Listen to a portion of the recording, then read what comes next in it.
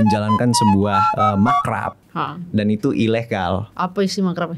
Ya malam keakraban. Tapi kan at least lo masih mengedukasi dengan kechaosan itu. Enggak, lo gak yakin lo mengedukasi? Oke, gak usah dijawab deh. Kayaknya banyak anak muda yang pengen bangun partai sih sekarang sih.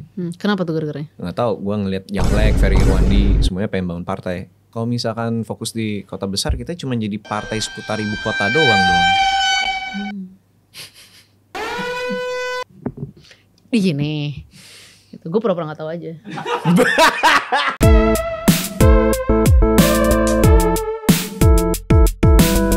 Aduh, Kak Samara Amani ini nih udah gue liatin dari masa SMA nih.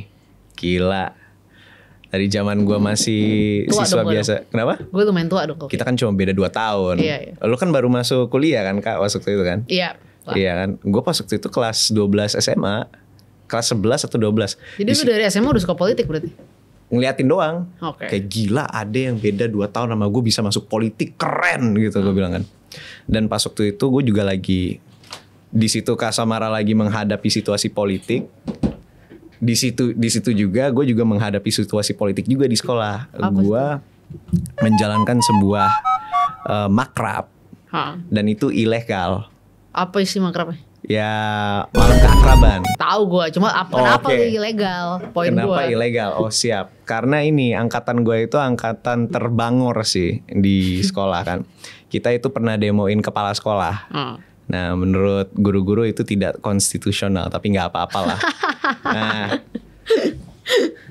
gue menjalankan makrab dan gue dan panitia ini dicap sebagai rock lah, renegade lah.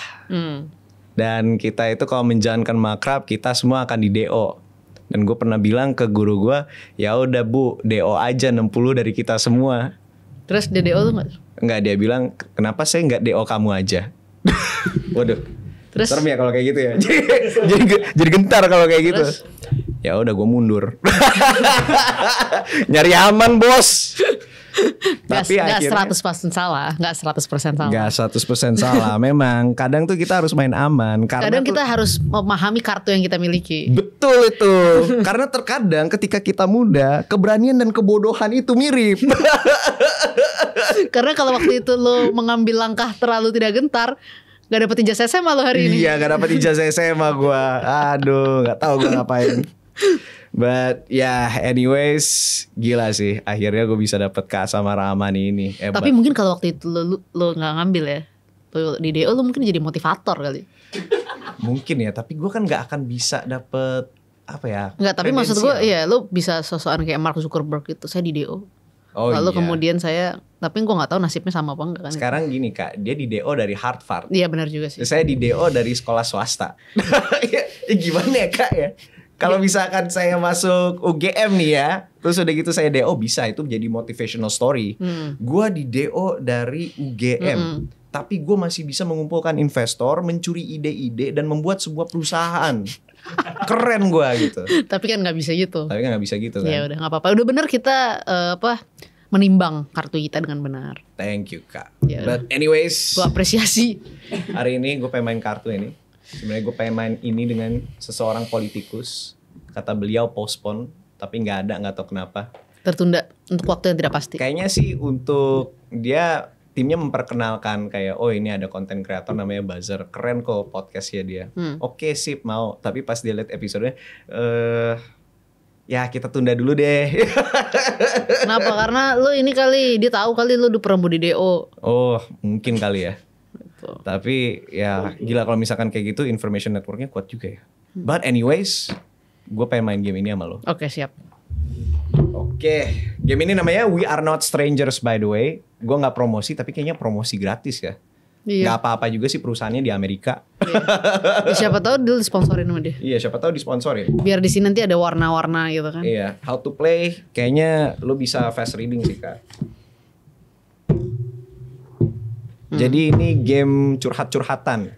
Gue ngelihat konten-kontennya Kak Samara ini rata-rata gagasan mulu. Buset, kapan ngobrolin tentang dirinya sendiri? Orang selalu ngomong kayak gitu loh soal gue.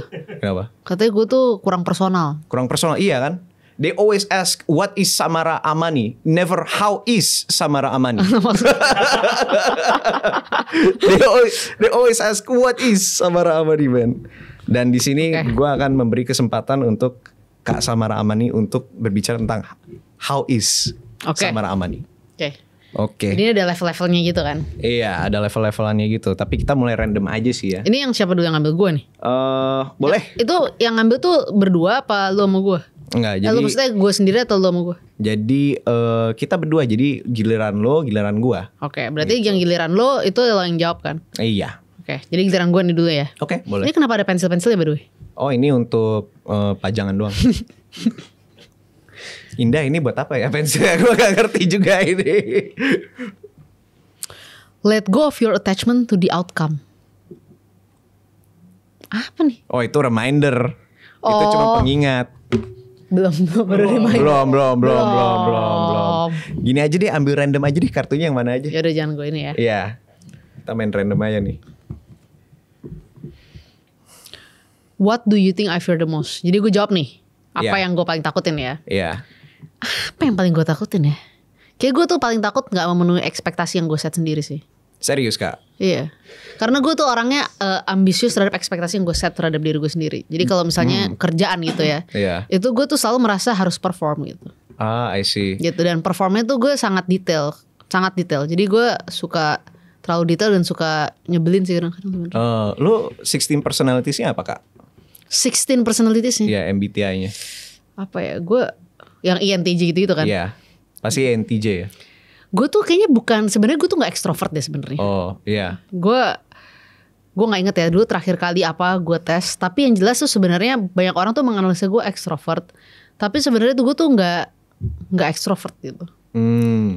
Tapi nggak introvert, ambivert mungkin gue. Ambivert. Mungkin gue lebih di tengah.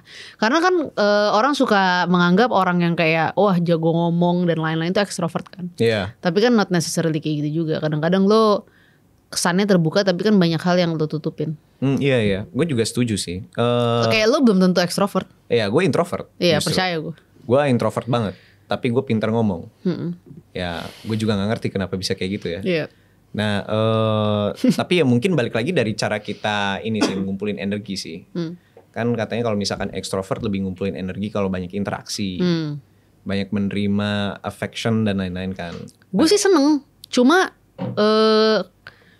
ya nggak tahu ini dulu ya. Kalau sekarang mungkin lebih karena gue kerjanya lebih banyak rapat. Kalau zaman dulu, zaman gue kampanye, satu hari bisa ke 6-7 titik, lo ngomong terus gitu kan. Kadang juga pengen diem gitu. Diem. Ya mendapatkan energi dari diem, karena kalau lo ngomong terus kan, kadang lo juga Capek, pengen refleksi, diem gitu ya. Apa namanya ya, mikir tadi lo ngomongnya apa sebetulnya. Kalau kebanyakan ngomong kadang-kadang lo nggak ada.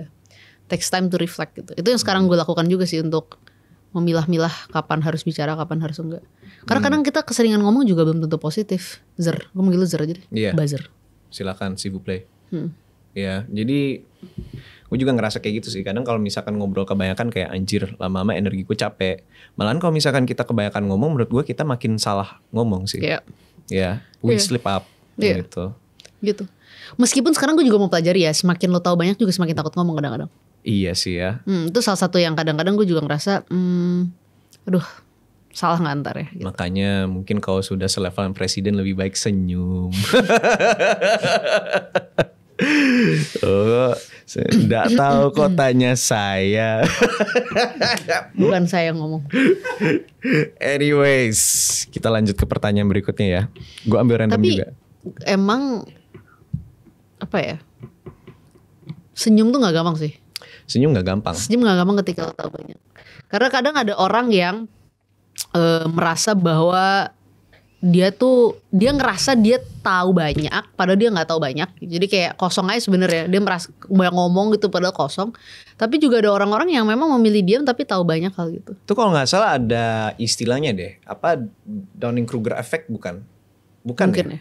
Efek yang kalau misalkan kita semakin tahu, jadi Mungkin ya. semakin Gue pernah baca tapi nggak tahu spesifik apa nama. Iya, semakin kita tahu the surface level, kita makin banyak ngomong. Tapi semakin kita banyak tahu, kita makin diem. Yes. Itu ada tuh efeknya tuh. Mungkin you guys can go ahead and check that. Tapi make sense kenapa misalnya orang-orang yang udah sampai di level menteri, di level presiden, ketika mereka berbicara itu ya mereka berbicara hal-hal yang kadang-kadang sifatnya lebih normatif. Karena kan gak semua hal memang harus konsumsi publik kan. Iya, urusan dapur. Iya, yang paling penting untuk di level mereka itu adalah kebijakan sebenarnya. Iya sih. Mungkin di sini gue pengen buka pertanyaan ya dari curhatan ini ya Kak ya. Lu kan struktural ada tuh di BUMN sebagai staf khusus untuk Pak Menteri kan, BUMN Erick Thohir. Dan obviously ketika lu menjabat sebagai di dalam pemerintahan akan tahu banyak tentang urusan dapur kan. Bagaimana caranya lu itu bisa ngebalance apa yang dikatakan di publik dengan apa yang terjadi di dapur? Karena obviously yang kita tahu di dapur itu kan kadang kan kayak anjir gini banget ya. Tapi gimana kita bisa jaga sikap itu di publik gitu. Jujur gue sih sebenarnya selama kan gue jadi staf khusus di Kementerian BUMN itu mungkin 1 tahun lah, baru 1 tahun. Tapi memang posisi gue selama di sana itu nggak banyak jadi juru bicara. Jadi gue memang banyak melakukan pekerjaan-pekerjaan yang memang ke internal BUMN dibanding jadi juru bicara. Kenapa? Karena memang yang gue pelajari ya di Kementerian BUMN itu kita udah punya juru bicara. Dan semakin banyak orang dalam satu institusi yang bicara gitu ya. Beda kan kalau sama kabinet. Kalau kabinet kan ada sektor-sektornya gitu kan. Menteri ini bicara dan lain sebagainya. Tapi kan kalau Kementerian BUMN ya isunya ya itu-itu lagi gitu. Lo gak butuh banyak orang yang berbicara. Ya selain menteri sendiri yang bicara dan jubir yang berbicara, rasanya gak perlu semua bicara. Nah makanya gue mengambil posisi kalau secara institusi sudah ada yang bicara ya bicara aja gitu. Nah itu kadang-kadang gak banyak orang terutama mereka yang biasa dalam spotlight bisa tahan. Gitu. Jadi kadang pengen banget muncul ke media bicara. Nggak harus gitu. Harusnya kita tuh kalau berorganisasi tuh tertib. Kalau udah ada yang dijadiin jubir, kalau ada yang memang tugasnya berbicara ya berbicara. Toh yang kita kerjakan di dalam tuh juga nggak gampang kan. Setahun terakhir tuh gue fokus banyak ke hal-hal yang sifatnya mendorong komunitas BUMN tuh punya komunitas by the way. Namanya BUMN Muda, BUMN Hijau, Sri Kandi. Yang satu fokus ke karyawan-karyawan perempuan BUMN, Sri Kandi yang BUMN Hijau fokus ke ningkatin awareness ke sustainability awareness dan juga tentang memperbanyak Green Academy gitu. Jadi Green Academy itu kayak anak-anak karyawan BUMN terus habis itu punya ya belajar gitu di komunitas BUMN Hijau gimana caranya tentang memahami carbon storage, ya green economy lah overall ini dan lain-lain. Terus sama satu lagi tuh BUMN Muda. Kita mencoba untuk gimana caranya komunitas karyawan BUMN ini yang muda-muda yang di level BOD-3 itu kita dorong untuk paham future skills. Bukan cuma yang digital, AI dan lain-lain lah ya. Karena menurut gue kita tuh sangat fokus terhadap teknologi, kita lupa sama sumber daya manusianya gitu. Makanya kita juga mengajarkan mereka terkait misalnya project management dan lain-lain gitu. Jadi itu sih yang setahun terakhir banyak gue lakukan gitu. Dan untuk melakukan itu tuh itu butuh keseriusan, butuh fokus gitu kan. Sama juga kayak karena gue sangat passionate terhadap isu perempuan dan gue percaya bahwa banyak perempuan itu yang kesulitan by data untuk tetap bekerja karena susah menitipkan anak. Kita dorong juga daycare gitu. Oh iya, gue pernah dengar tuh itu. Pas gue lagi di bar di Olive. Wow. Iya, lagi di bar terus lu denger daycare gitu ya? Iya, daycare BUMN. Alhamdulillah. Gua ada satu orang BUMN.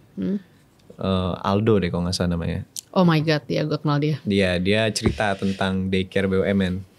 Nah iya, jadi tentang daycare dan semua itu menurut gue karena kita melakukan pekerjaan-pekerjaan itu, orang suka nanya, Sam kenapa sih lo jarang ngambil konten atau jarang ngomong lagi sekarang? Karena menurut gue gini loh, gue bukannya ya sombong atau pamer, tapi gue ngerasa orang itu udah nggak meragukan kalau gue tuh jago ngomong, gitu loh. Gue rasa orang tahu kalau Samara tuh jago ngomong gitu. Samara jago debat, Samara jago ngomong tuh orang tahu.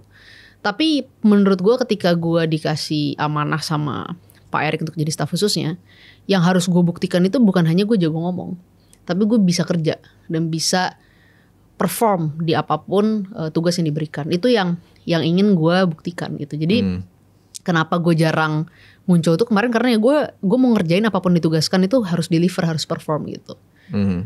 Gitu sih. I see. Kita langsung ke pertanyaan berikutnya yang gue ambil ya. Describe your perfect day. Main game di rumah. Iya. Gue juga. Lu main game apa? FIFA. Buset. Serius gue mau liatin foto nih ya. Serius. Bentar. Main FIFA. Gue akan nunjuk. Drew sini Drew, bantuin gue Drew.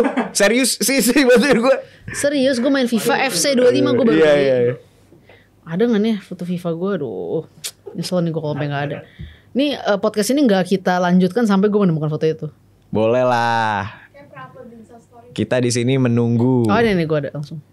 Nih. Sorry. Gue main manajer karir. Enggak, gue main manajer karir. Jelaskan ke gue. Manajer karir. Oh ini karir manager dia. Iya. Karir Ini harus manajer. niat sih mainnya sih. Wah, Niat mainnya gue pakai Newcastle. Gila. Gak bohong gue. Gila. Gue main itu kalau misalnya tiap hari Minggu. Tiap hari Minggu. Itu di Kalau gue PS5. lagi nggak kerja ya. Itu di PS5. PS5. Oh, oke. Gue juga main FIFA. Lo main FIFA apa? Nah, kalau gue main FIFA terakhir FIFA 23 kan. Itu abis itu udah gak ada soalnya. Habis itu nggak ada kan FC 2024 kan. Nah, kalau misalkan main FIFA, gue tuh senengnya tuh ngebuat tim. Terus udah gitu ngebuat semuanya tuh overall 99. Terus udah gitu gue buat tim sebelah juga overall 99. Terus lo mainin. Terus udah gitu gue mainin Simulasi. NPC iya. Yeah. Terus gue nonton tuh dulu tuh sama cewek gue tuh tim gue. Dulu gue itu tuh seneng banget di FIFA gue itu. Apa tuh Prancis tuh Ligue 1 ya. Ligue 1 ya. Ligue 1 itu gue jadiin kayak the new La Liga. Oh. Jadi udah bukan La Liga lagi tapi La Ligue. Udah bukan El Galactico Tapi lagi. lo La buat Liga ini, Galactico. lo buat klub sendiri. Enggak, gue pakai apa PSG sama musuh bebuyutannya tuh yang pakai baju putih tuh apa? Marseille kan? Marseille. Iya, Marseille. Jadi gua tuh aduin Marseille sama PSG. PSG ada Messi, Marseille ada CR. Gua gituin, gua aduin tuh. Tapi itu gue juga itu kalau main itu tuh emang ini sih apa nyandu. Iya, nyandu. Gue main Football Manager juga. Main Football Manager juga. Wah, kalau misalkan Football Manager gue sering ngobrolin sama Raditya Dika tuh. Tapi Football Manager lebih susah sih. Tapi emang lebih serius, Iya. lebih serius. Nah, dia tuh cerita tentang gua tuh di Football Manager dia nemuin anak-anak umur 17 tahun, 15 tahun dari Brazil, dari negara-negara pendalaman, terus udah gitu dia ambil, dia jual-jualin ke orang-orang Eropa, itu anak-anaknya. Gue agak nggak suka narasinya kayak kurang enak ya penyampaiannya. Oh iya. Sebenarnya ujung-ujungnya tentang diksi ya. Kita tumbuhin, kita Kembangkan, kita gitu. kembangkan Iya. sampai umur 18 tahun. Tuh. Terus kita jual ke Rusia gitu. Gue no comment sih. Iya kan? Seperti itu kan Football Manager kan. Tapi FC 25 yang baru juga udah lebih kompleks sekarang. Nah, itu gua gak main. Gimana tuh Bro? Gimana? Kompleks kan. Kompleks banget. Kompleks banget ya? Kayak lu customization. Iya, tactical plansnya gitu-gitu. Oh ya, jadi kayak Winning Eleven dong. Apa iya sih gue gak pernah main Winning Eleven. Gue gak pernah main. Kurang banget sih. Oh, kurang ya? I see. Saya main game FIFA apa lagi, Kak? GTA GTA apa? GTA 5. GTA 5 online. Enggak gue main aja. Tapi gue suka story-nya gitu. Sumpah sih kocak sih kalau misalkan gue di online tiba-tiba gue di kill pakai yang motor-motor terbang itu oleh Samara Amani gitu. Kayak Amani GTA 5 tuh gue suka ini sih, LA-nya bagus kan. Iya. Hollywood gitu. Lu harus main GTA RP sih. Yang RP itu yang mana sih? Yang RP itu jadi lu harus download ini klien namanya 5M di Google.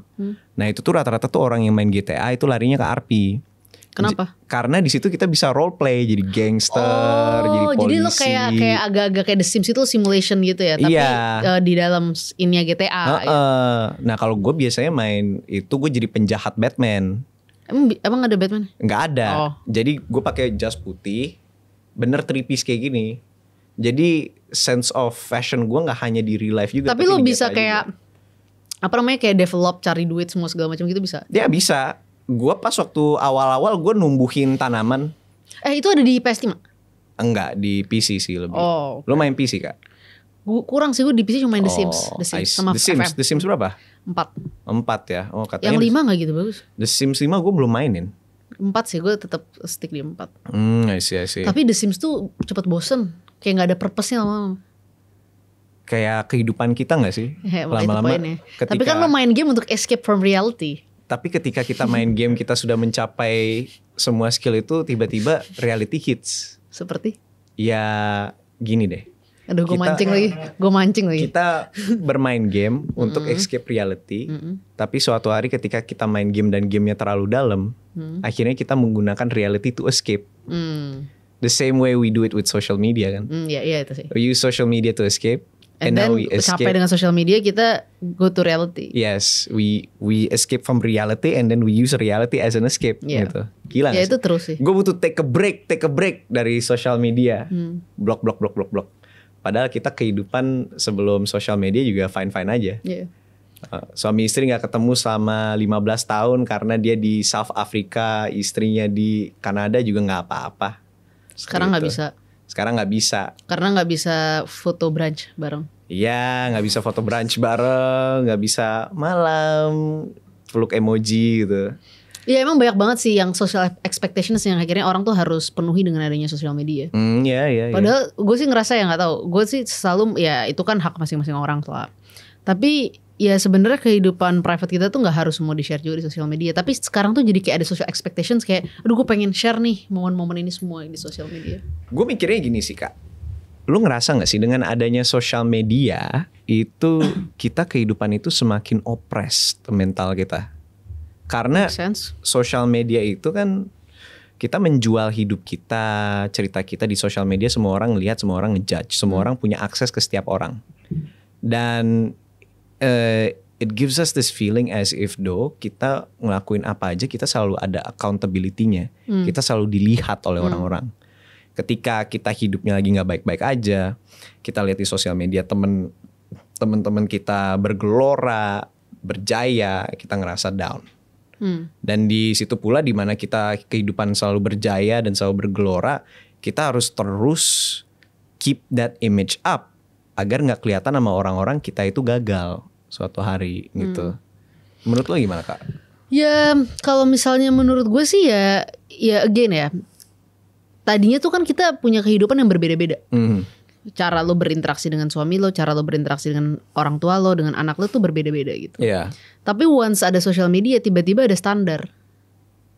Tiba-tiba orang tuh gimana ya? Ya sebenarnya mungkin seseorang itu nggak berniat menciptakan standar, dia cuma pengen ya share mungkin momen. Tetapi karena momen itu terus direproduce dengan banyaknya orang gitu. Jadi lo punya standar, oh kalau happy family itu harus seperti ini. Padahal kan yang namanya happy family itu ya beda-beda gitu. Ya ada happy family yang dia happy kalau liburan sama keluarganya keluar negeri atau keluar kota. Ada happy family yang dia happy hanya nonton di rumah, nonton film seharian gitu. Ada happy family yang seneng spend time dengan makan di luar. Nah itu semua kan standarnya beda-beda tuh. Nah tetapi dengan ada sosial media gitu kesannya kayak pengen juga ekspektasinya pengen juga mungkin gue harus ajak keluarga gue liburan gitu. Padahal belum tentu ada keluarga-keluarga yang gak seneng liburan rame-rame. Mereka lebih seneng intimate momen gitu di rumah, spend time, masak-masak bareng gitu. Jadi maksud gue standar-standar yang diciptakan di sosmed itu memang menuntut banyak orang untuk pengen kayak gitu, berlomba-lomba pengen kayak gitu. Nah itu gue nggak mau menyalahkan siapapun, tapi gue sih merasa ya setiap orang harus sadar aja bahwa ya nggak bisa hidup tuh distandarisasi gitu. Ini private life tuh nggak bisa distandarisasi, semuanya punya caranya masing-masing gitu. Itu yang gue percaya gitu. Siapapun gak bisa menstandarisasi private life orang. Lu merasa gak sih Kak sebagai milenial termuda ya? Gila hebat lo Kak sama Rahman ini milenial termuda nih. Tapi tahun 2025 generasi beta lahir. Jadi gue akan makin tua sebagai generasi. Gue akan menjadi generasi X suatu saat nanti. Dan boomer. Suatu saat kita semua akan mengalami quarter life crisis sih Kak. Betul. akan ada masanya generasi-generasi di bawahnya nanti bilang dasar milenial gitu. Kita kayak bakal jadi boomer gitu. Iya, pretty much milenial udah pernah dibully Gen X dan milenial membuli Gen Z dan Gen Z akan terus membuli Gen Alpha. Siklus kebencian dan konflik ini akan terus berlangsung dan akan menjadi dendam generasi kepada generasi. But anyways, gue mau membahas ini sih. Ini menyangkut yang barusan ya sosial media ya. Lo merasa gak sih Kak sebagai milenial dan gue sebagai Gen Z bahwa kehidupan Gen Z itu lebih kepada karena adanya sosial media ya, itu jatuhnya kayak race. Life is like a race for us. Kehidupan itu udah kayak pacuan kuda untuk kita, udah kayak perlombaan. Karena ada sosial media kan. Jadi tuh kita ada standar, kita harus membuktikan sesuatu kepada sosial media, kita harus ngepost biar semua orang lihat gitu loh. Dan kalau misalkan kita nggak bisa nge-achieve ekspektasi yang we set down for ourselves, ya kita jadi depresi, kita jadi sedih, dan itu kontribusi terhadap kesehatan mental masyarakat juga. Banyak Gen Z kayak gitu, apalagi situasi ekonomi kayak gini kan sekarang kan, kayak gimana sih sebenarnya situasi ekonomi? Ya gitulah situasi ekonomi basically ya, susah cari kerja, menghadapi resesi, interest rate naik, jadinya kita makin kesini makin ya depresi aja gitu. Menurut lu sebagai milenial, kehidupan itu perlombaan juga gak sih? Karena buat Gen Z itu kehidupan perlombaan, dan that is what makes us depressed as fuck. Ya. Apakah buat milenial kehidupan tuh perlombaan juga? Gue nggak tahu ya. Gue nggak bisa mewakili semua orang gitu. Iya. Karena menurut gue sebagai milenial aja deh. sebagai diri gue sendiri gue termasuk aneh. Iya. Tapi gue nggak pernah merasa nggak pernah membandingkan diri gue pada orang lain. Gitu. Jadi kalau gue, apakah gue membandingkan diri gue? Iya, tapi kepada diri gue yang sebelumnya, bukan kepada orang lain. Karena menurut gue nggak fair. Nggak fair buat gue ngebandingin diri gue ke siapapun, karena titik mulai gue dan orang lain tuh berbeda. Ada yang mungkin titik mulainya lebih jauh dibanding gue dengan berbagai macam privilege-nya. Ada yang lebih susah dan lebih rendah dari gue karena nggak seprivilege gue gitu. Jadi buat gue sangat tidak fair kalau misalnya kita mencoba untuk menjadikan diri kita tuh sama-sama dalam sebuah kompetisi gitu. Gak mungkin dong gue bisa bandingin diri gue dengan misalnya masyarakat yang ya susah masih mendapatkan kerjaan, masih pertama kali dia baru kuliah gitu kan, gak mungkin. Terus habis itu kita bilang, oh gue bisa lo aja gak bisa. Itu gak fair gitu. Makanya jujur aja gue termasuk orang yang sangat jarang datang dan mau memberikan kata-kata motivasi-motivasi yang semu. Kayak apa misalnya, oh kalau gue bisa lo bisa. Apa sih tips sukses? Gak bisa. Tips sukses setiap orang itu gak bisa lo standarisasi. Satu hal aja bisa lo standarisasi. Yang menurut gue sama semua lah. Secara prinsip adalah lo harus kuat menderita. Karena penderitaan bagi setiap orang pun berbeda, lo gak bisa samakan gitu. Penderitaan buat anak yang pertama kali baru sekolah di keluarganya sampai misalnya S1, S2 bisa keluar negeri, dengan penderitaan gue gitu ya, misalnya yang orang tua gue support dari gue kecil gitu bisa sampai S2 di luar negeri dan lain sebagainya, berbeda gitu. Apakah orang seperti gue dan mungkin orang yang lebih privilege dari gue gak punya penderitaan? Ya punya lah, setiap orang kan ada dinamika hidupnya sendiri gitu. Tetapi ya penderitaan kita berbeda dengan penderitaan mereka-mereka yang misalnya hidup dalam kemiskinan, mencoba keluar dari garis kemiskinan gitu. Beda gitu. Jadi gue gak pernah mau untuk kita yang lebih privilege gitu, atau siapapun itulah memberikan kata-kata motivasi semacam itu gitu. Jadi adu nasib ya. Adu nasib gitu. Gue ngerasa kayak gue buktinya bisa kok, gue bukti ini. Bukannya gue nggak bukannya gue ngerasa nggak mau share pengalaman segala macam, tapi belum tentu pengalaman gue relevan dengan mereka gitu. Karena menurut gue yang kita butuhkan itu sebenarnya ya satu support system. Tapi yang nggak kalah penting adalah ya pemahaman bahwa itu ya lu di dalam kehidupan ini punya garis finish dan garis start yang berbeda pastinya nanti. Jadi jangan coba untuk ngebanding-bandingin itu. Pasti lu depresi kalau ngebanding-bandingin itu. Ada orang yang usia 25 tahun udah sukses punya bisnis ABCDE, yang gak bisa lu bandingin sama diri lo yang misalnya ya gak ada bantuan modal usaha dari keluarga, dan bahkan sesederhana gak pernah misalnya mendapatkan biaya yang cukup ketika mendapatkan pendidikan. Kan gak semua orang seperti kita gitu. Jadi dan gue kalau misalnya jujur, gue tuh paling khawatir ngomong-ngomong kayak gitu sama banyak orang. Kenapa? Karena menurut gue cukup privilege hidup gue gitu. Jadi gue nggak mau sharing tips-tips yang menurut gue nggak relevan buat orang-orang itu. Mungkin kalau orangnya backgroundnya mirip-mirip sama gue lebih make sense gitu. Tapi kalau misalnya orang itu punya banyak sekali social baggage, aneh dong kalau orang kayak gue ngasih motivasi kayak gitu. Makanya nggak apple to apple. Jujur aja, kenapa dari dulu tuh gue punya mimpi jadi politisi, jadi pengambil kebijakan. Karena menurut gue itu adalah tempat dimana kita itu keluar dari dunia motivasi-motivasi ini, terus mendiagnosa masalah secara jelas, ngambil kebijakan gitu. Karena kalau ngambil kebijakan lo bukan itu kebijakan dirasakan oleh semua orang gitu. Itu dari dulu mimpi gue sih. Karena gue punya kepercayaan gini nih, anjay. Gitu.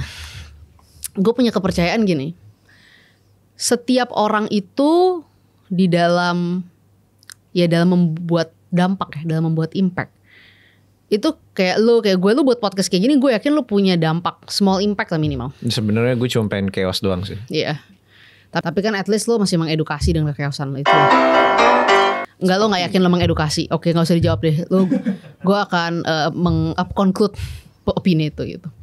Anyway. Tapi I appreciate it loh. Iya. You think I make a small impact. Iyalah pasti. That is very, that is very precious to me. Thank you very much. Terima kasih. Gue gak tahu itu lo merasa terpuji apa enggak. Gak tahu gue yang mana yang serius sama yang bercanda soalnya. Anyway, anggap lo buat small impact gitu kan. Orang-orang yang satuan-satuan berbicara di dalam ranah politik, publik dan lain sebagainya, menurut gue mereka memiliki small impact. Mau yang lebih besar lagi, lu misalnya lu jadi pengusaha yang bisa membuka banyak lapangan pekerjaan gitu, buka pabrik gitu kan, lu buka lapangan kerjaan ribuan. Medium impact itu udah paling maksimal deh. Seberapapun banyak uang lo, menurut gue medium impact itu adalah yang bisa lo raih secara maksimal, karena skala di mana lo bisa menyentuh orang yang tertolong itu ya levelnya medium. Tapi ketika lo mau buat yang namanya big impact gitu ya, impact yang besar, dampak yang besar, itu hanya bisa di politik. Kenapa? Karena hanya di politik, kebijakan misalnya di Jakarta atau kebijakan misalnya di daerah mana, di Jawa Timur, di Jawa Tengah, di NTT, dimanapun itu, setiap kali gubernurnya tanda tangan, dia langsung memberikan dampak untuk seluruh warganya di sana.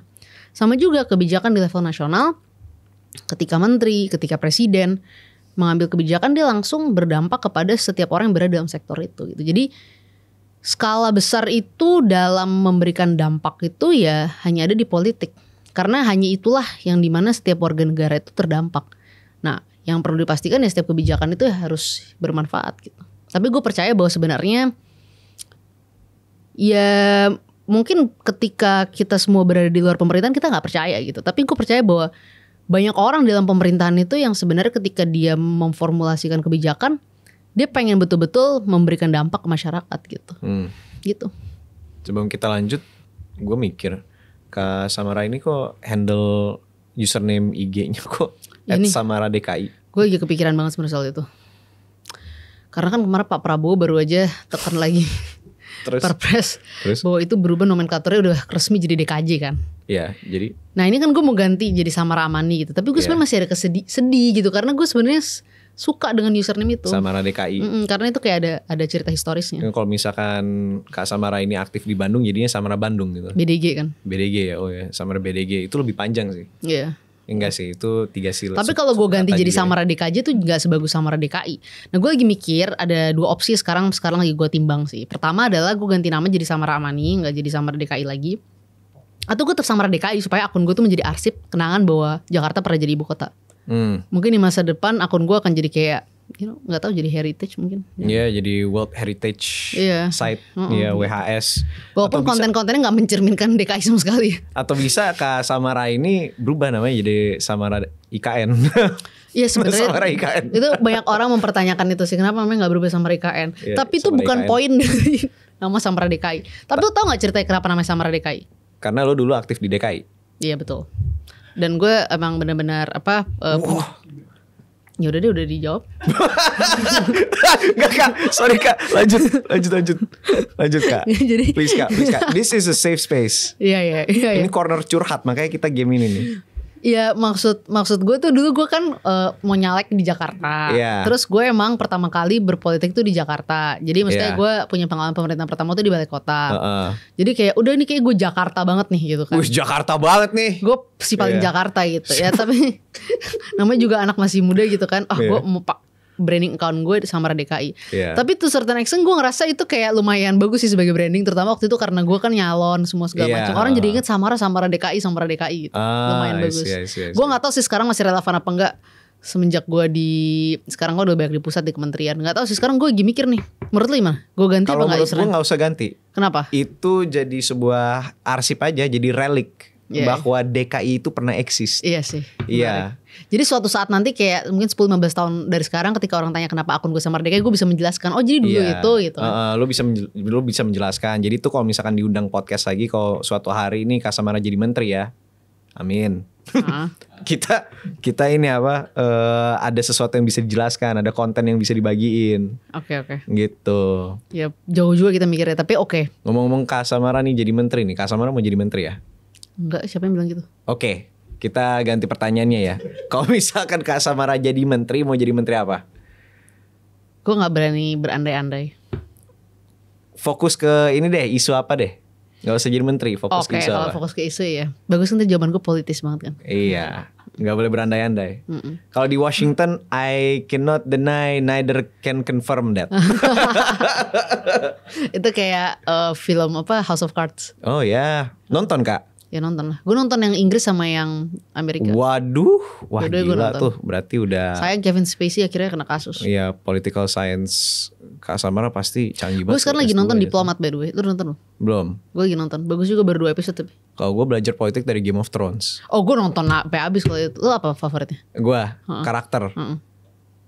Aduh, karakter ini menggambarkan suatu ini ya, suatu Menggambarkan cara pikir lu dan cara pikir gue ya. Jadi gue harus berhati-hati. lu harus nih. berhati-hati dalam menyebut Gue harus karakter. berhati-hati nih dalam menyebut karakter nih. Udah, Tywin Lannister, Littlefinger. Oke, Littlefinger sebenarnya Iya. menurut gue underrated sih. Underrated sih, karena dia orang yang memulai semua perkacauan duniawi itu. Makanya lu suka chaos biar kayak Littlefinger. Chaos is a ladder. Iya. Kalau House of the Dragon nonton? Suka sih gue, cuman gue ngerasa setelah nonton Game of Thrones tuh jadi kayak menurut gue nggak setara Game of Thrones lah serunya. House of the Dragon itu kalau gue ngerasanya tuh lebih ke feel-nya sih. Iya iya. Feel-nya itu lebih historis. Iya, Kalau Game of Thrones kan kayak feel-nya tuh real time banget. benar. Like history is in the making gitu. Tapi menurut gue pada saat lo udah masuk ke season 6, 7, 8 itu gimana semua yang dari awal lo tonton tuh connect tuh keren banget sih di Game Iya of Thrones. sih. Iya, tapi sayangnya ya penulisnya hancur aja sih. Season Nggak, 8 iya, chaos iya, banget iya. sih.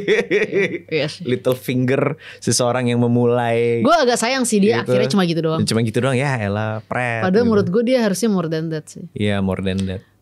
Tyrion Lannister juga gue suka. I see. Jadi Kak Samara nih berpikirannya seperti Tyrion ya atau gimana?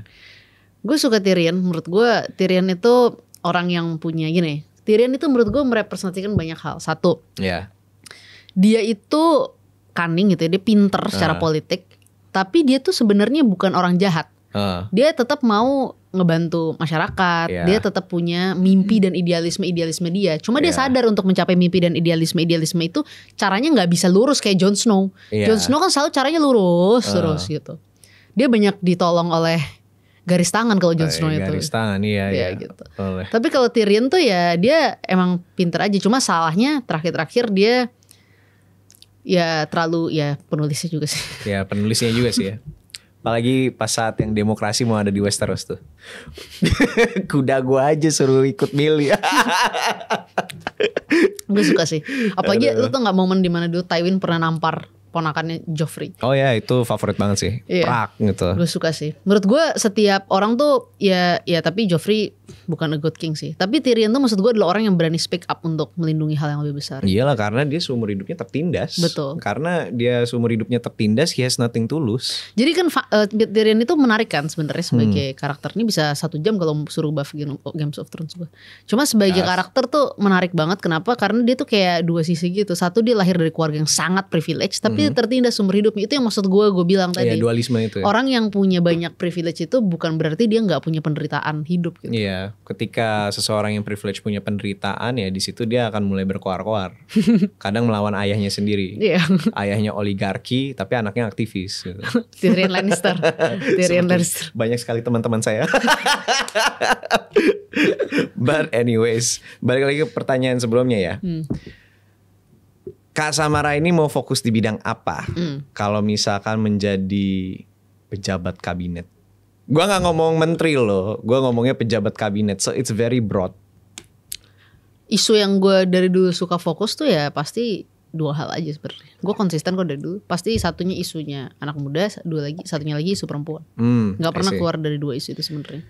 Kenapa isu anak muda? Karena gue gini loh, gue tuh percaya sekali gitu dengan anak muda tuh gue percaya gitu. Gue tahu banyak orang menganggap wah anak muda tuh nggak bisa diharapkan. Anak muda tuh apa sih gitu. Siapa bilang anak muda tidak bisa diharapkan? Siapa tuh yang ngomong Kak? Ya bukan gue lah pastinya. Oke. Kita cari orangnya. Iya, kita cari orang. Tapi gue tahu banyak orang-orang yang menganggap bahwa itu kayak semu gitu loh.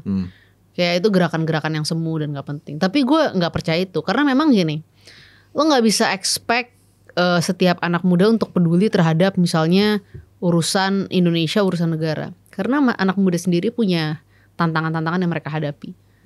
Ya misalnya tadi lo cerita soal banyak anak muda yang mengalami depresi, kesulitan mencari pekerjaan, terus kemudian juga ekspektasi sosial terhadap mereka yang tinggi gitu. Jadi banyak beban-beban gitu, baik secara ekonomi maupun secara sosial yang sangat berkaitan satu sama lain, itu yang dialami oleh anak-anak muda, ya kan. Nah tetapi gitu ya, justru gue selalu percaya di setiap komunitas yang dimana dia menghadapi banyak tekanan, itu selalu muncul anak-anak muda yang bagus, gitu. Karena disitulah ada keinginan untuk merepresentasikan persoalan-persoalan mereka. Gitu. Nah, gue tuh punya mimpi dari dulu, gitu ya. Dari pertama kali gue berpolitik itu untuk membangun sebuah gerakan anak-anak muda gitu ya, yang bisa merepresentasikan isu-isu ini gitu. Bangun partai. Ya nggak harus partai. Okay. Partai satu hal. Menurutku partai itu penting loh. Iya. Kayaknya banyak anak muda yang pengen bangun partai sih sekarang sih. Kenapa tuh gara-garanya? Nggak tahu. Gue ngeliat Jamlek, Ferry Irwandi, semuanya pengen bangun partai. Kayak seolah-olah segampang itu bangun partai. Yeah. Kita party. Ya partai itu menurut gue kalau lu serius salah satu cara. Tapi kan bangun partai itu adalah kerjaan seumur hidup dan 24 jam. Iya. Gitu, nggak bisa setengah-setengah gitu. Nah tapi gerakan aja gitu misalnya. Kadang kan kita suka fokus mau satu Indonesia. Fokus misalnya di kota-kota besar aja. Karena masalah-masalah yang tadi lo juga point out, misalnya masalah banyak anak muda terkena kesulitan cari kerja, itu juga banyak terjadi ke PHK dan kesulitan cari kerja itu di kota-kota besar. Kesehatan mental juga di kota-kota besar gitu. Kalau misalkan fokus di kota besar, kita cuma jadi partai seputar ibu kota doang dong. Di gini. Gitu. Gue pura-pura gak tahu aja. Gitu. Ya seenggaknya bukan partai seputar kota ya. Iya, kalau disingkat nggak bagus itu. Nggak bagus. Dua-duanya kalau disingkat nggak bagus juga sih. Oh masa sih? Kayaknya. Gue nggak ngerti. Gue soalnya orangnya kurang politis kalau kayak gini. Oh ya siap. Kurang ngerti itu, kurang baca informasi. Oke. Gitu. Nah tapi anyway, udah. Gue pengen nanya ini. Barusan kan lo bilang tentang anak muda kan. Tapi tentang perempuan nih. Ini menarik nih. Karena gue ngelihat akhir-akhir ini banyak sekali kayak buset. Mungkin apa gegara ada kayak banyak kasus nih ya. Kasus kekerasan terhadap wanita.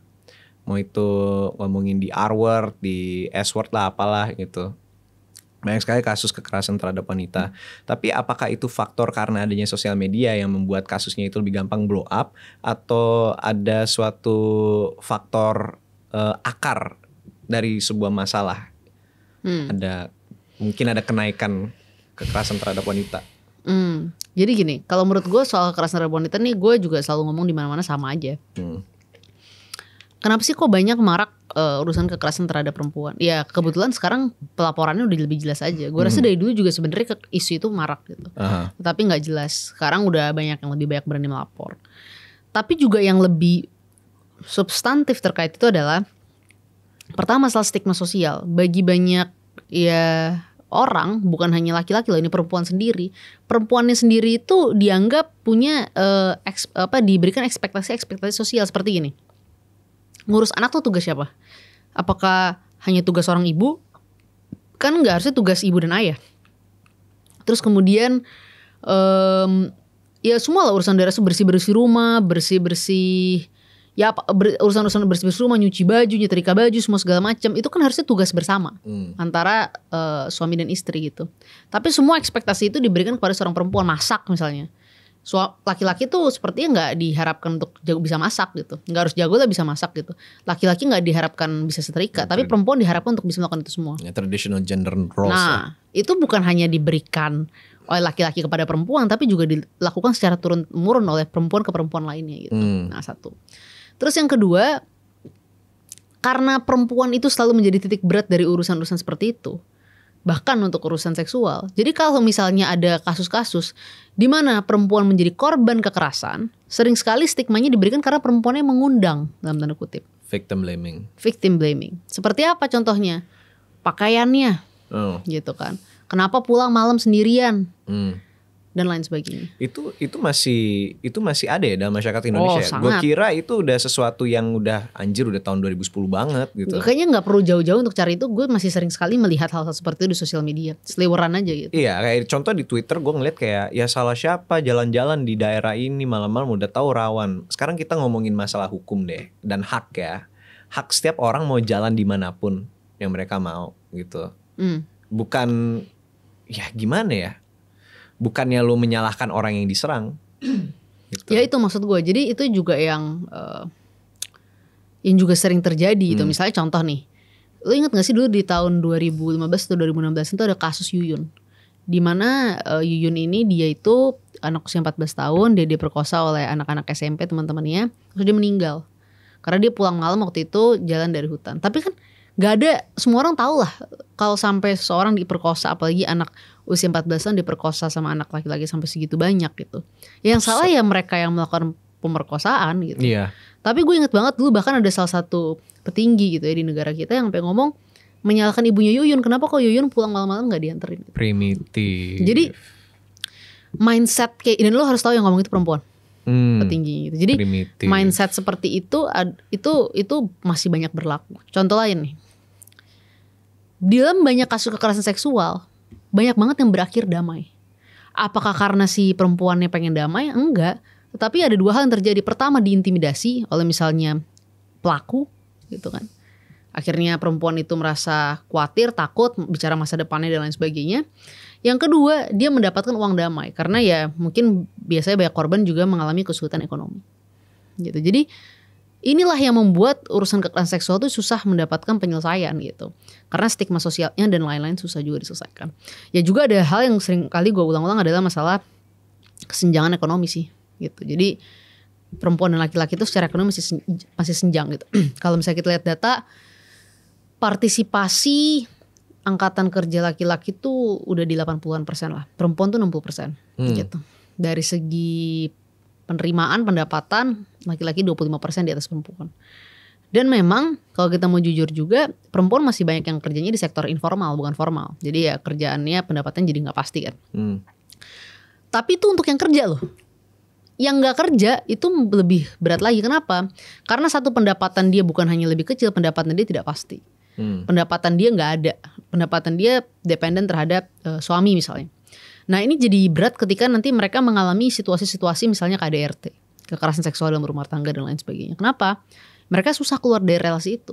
Dependensi secara finansial tuh jadi penting. Kenapa? Bukan perempuan-perempuan ini, jangan salah loh, mereka tuh bukan orang-orang egois. Rata-rata mereka selfless karena mereka secara tradisi sudah dididik secara turun-temurun untuk seperti itu. Bahwa mereka harus repress semua personal feelings mereka untuk berkorban untuk hal yang lebih besar. Untuk anak, untuk suami dan lain sebagainya gitu. Jadi to certain extent ada kesiannya sebenarnya. Tapi yang lebih menyedihkan lagi ketika mereka tidak memiliki independensi adalah dan mereka mengalami peristiwa-peristiwa abusive itu, mereka nggak bisa keluar dari relasi itu karena biasanya nggak mikirin diri mereka karena tadi mereka itu selfless gitu ya, mikirin siapa anak mereka. Gimana misalnya anak mereka nanti sekolahnya, gimana nanti misalnya anak mereka menjalani hidupnya dan lain sebagainya. Jadi itu akhirnya jadi kayak lingkaran setan. Jadi kalau misalnya ditanya kenapa gue sangat concern terhadap isu perempuan, karena ini isu yang memang juga kompleks untuk diselesaikan. Dan isu yang belum mendapatkan banyak perhatian. Akarnya rumit ya. Rumit. Tapi gue gini, bukan gue bicara, gue gak mencoba untuk membawa ini ke ranah politik, gue mencoba bicara ini secara objektif aja. Kenapa gue sangat misalnya suportif terkait ya upaya-upaya dari Presiden kita hari ini Pak Prabowo untuk misalnya memberikan makan siang bergizi gratis ke sekolah. Satu, menurut gue selain itu ya bagus untuk mengurangi angka stunting dan lain sebagainya, itu juga mendorong anak-anak kita untuk satu stay di sekolah dan mengurangi beban ekonomi keluarga yang belum tentu bisa mampu ngasih anaknya makan sehari 3 kali. Gitu. Ya, betul, dan memastikan anak-anak itu bisa makan bergizi gitu. Jadi itu gue dari dulu, dari pertama kali ide itu dicetuskan, gue sangat suportif lah. Ya gue ngerti bahwa ada kritik lah dan lain sebagainya. Tapi secara konsep secara ide menurut gue itu harus dilakukan. Dan Spirit. kebijakan tuh gini. Gue termasuk orang yang percaya bahwa kebijakan itu lo harus ambil segera ketika dia memiliki spirit yang bagus. Bahwa nanti akan ada kekurangan dalam pelaksanaan di sana sini, lo harus jalankan dulu. Kenapa? Karena pelaksanaan itu bisa lo perbaiki. Yang gak bisa lo perbaiki adalah ketika lo menunggu waktu terlalu lama untuk memperbaiki masalah yang harusnya diintervensi oleh kebijakan itu. Gitu sih, gue sangat untuk isu ini gue passionate juga. Gue bisa cerita banyak lah soal posyandu dan lain-lain, tapi nanti panjang. Iya, kita tetap harus dukung program makan gizi. Mungkin dia cocok jadi duta. Iya, duta gizi. Tapi Soalnya ya dia tinggi, jadi dia kayaknya nggak stunting ya kan. mungkin gara gue privilege kali. Tapi lo privilege kan? Kenapa? Lo privilege kan? Sekolahnya swasta tadi. Lo nggak tahu kok tanya saya. Saya mah hanya di sini sebagai buzzer. Anyways, tapi ya itu sih. Gue juga setuju. Kebanyakan dari rakyat Indonesia itu nggak paham kompleksnya menjalankan pemerintahan seperti apa kan. Makanya. Kompleksnya mengimplementasikan sebuah kebijakan publik itu mereka nggak bisa kebayang. Selalu bilang, oh ini mah skill issue. Bro, dalam pemerintahan sendiri itu udah ada ahli-ahlinya. Mereka pasti udah memperhitungkan. Dan kalau misalkan perhitungannya jelek ya tapi spiritnya bagus ya tetap kita harus jalankan pelaksanaannya gimana. Ya. Karena akan ada faktor-faktor down the line yang mungkin akan mengubah the outcome of itu pelaksanaannya seperti apa gitu. Atau enggak ya udah ubah aja pelaksanaannya seperti apa kalau misalkan dari awal hancur sih. Iya, dan menurut Iya. gue gini sih. Banyak orang itu yang nggak memahami bahwa ya kebijakan pemerintah itu dalam sampai level eksekusi itu bukan kayak kebijakan kita di sekolah, di perusahaan gitu. Perusahaan aja deh gitu. Perusahaan Iya. gede itu nggak kayak gitu. Pemerintah itu nggak bisa mengambil kebijakan besok kita rapat, oke besok kita ngelakuin ini ya gitu. Iya. Besok jalan ya gitu, nggak bisa gitu kan. Kalau di perusahaan mungkin ya 1 minggu 2 minggu cukup beberapa persetujuan di direksi selesai Iya. gitu ya. Mungkin sama komisaris lah kalau misalnya angkanya besar. Iya. Nah tapi kalau misalnya di pemerintahan itu prosesnya kan panjang, ada DPR dan lain sebagainya gitu. Iya, dan mereka itu semua dipisah oleh beda-beda pendapat dan interest juga Exactly kan. gitu. Makanya itu kenapa itu yang susah. selalu kebijakan itu kita segera laksanakan. Nanti kita akan evaluasi secara berkala. Tapi gak bisa lo mengharapkan harus dimatangkan dulu. Kalau misalnya semuanya gini, bahkan ketika lo di dalam proses lo hidup aja lo mengambil sebuah keputusan untuk kebijakan, ya buat perusahaan lo gitu ya, apapun itu gak bisa gak ada trial and error. Ini dulu juga salah satu kritik gue terhadap banyak orang yang menganggap pemerintahan itu nggak boleh bikin salah sama sekali. Gue nggak setuju gitu. Kalau menurut gue sebuah kebijakan itu harus lo berikan ruang untuk dia trial dan error Iya, gitu. ada margin of error. Iya harus ada margin of errornya dong, karena dari situ mereka juga bisa ada lesson learn. Oke, ini nggak bisa. Kita next evaluasi kita perbaiki ini gitu. Kalau setiap ada error itu dianggap wah ini masalah ini, ya selama nggak ada kerugian negara yang sifatnya memang korupsi dan lain sebagainya gitu ya. Ya itu akan apa ya? Orang akan takut berinovasi dalam Iya. setiap mengambil kebijakan loh.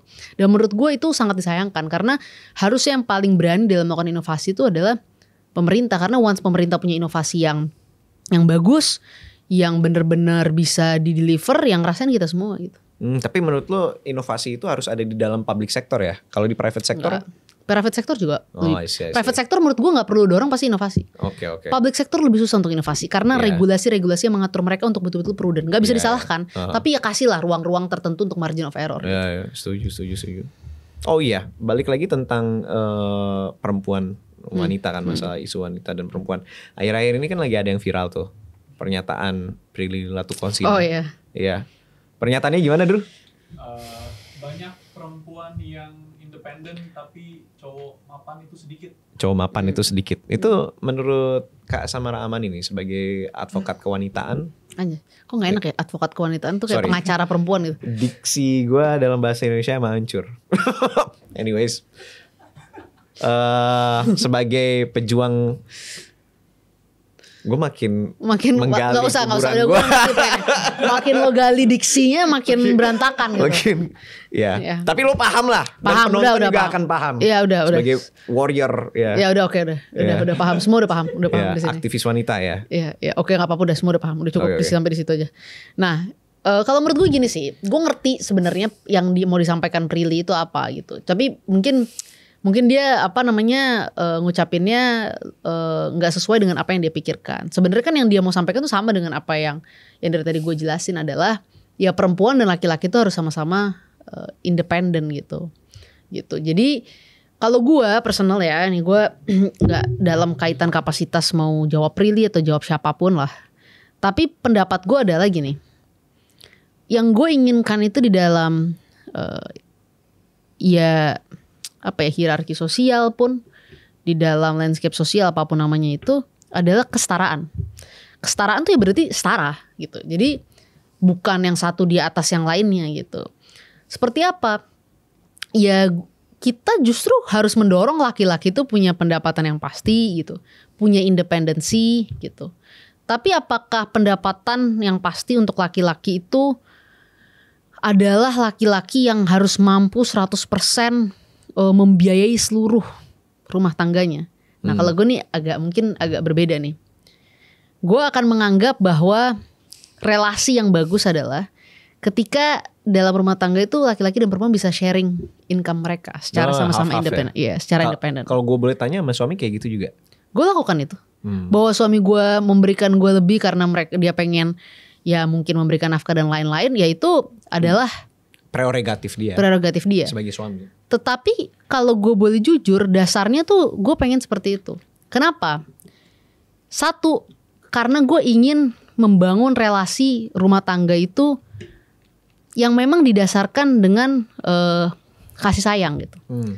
Bukan karena kalau misalnya suami semua yang membiayai itu dia berarti lebih rendah dan lain sebagainya. Enggak, gue nggak anggap seperti itu. Tetapi itu membuat relasi yang lebih bagus di dalam sebuah roda sosial lah. Kenapa gini, gue mau jelasin. Kalau misalnya ada laki-laki, ada perempuan gitu ya, mereka sama-sama punya pendapatan, mereka punya sharing income, ya income keluarga itu jadi lebih besar. Yes. Gitu kan. Nah, income keluarga itu jadi lebih besar. Satu, laki-laki itu di sana karena memang dia seorang laki-laki independen, perempuan itu di sana karena dia seorang perempuan yang independen. Relasi mereka membangun rumah tangga itu bukan karena keinginan untuk saling dependen secara finansial. Yes. Gitu. Nah, gue terus pernah ditanya, tapi kan Mbak, ya banyak laki-laki dari suami kita yang pengen kasih nafkah semua segala macam. Ya nggak apa-apa, bagus gitu. Bahwa gue tahu kok di Indonesia itu secara kultural laki-laki itu memang memberi nafkah dan lain sebagainya, which is nggak ada masalah. Tetapi yang dari dulu gue permasalahkan adalah kalau perempuan-perempuan ini tidak memiliki independensi dari segi pendapatan. Yang tadi yang gue ceritain tadi kan, ya jadi lingkaran setan tersendiri gitu. Kalau suaminya baik ya udah nggak ada masalah.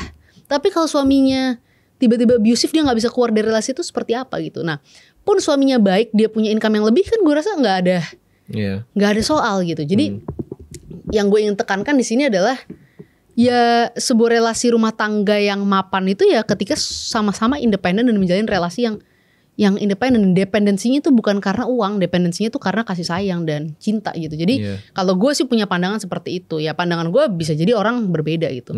Makanya gue sebut ini pandangan personal. Tapi secara garis besar gitu, tetap menurut gue perempuan tuh harus punya pendapatan.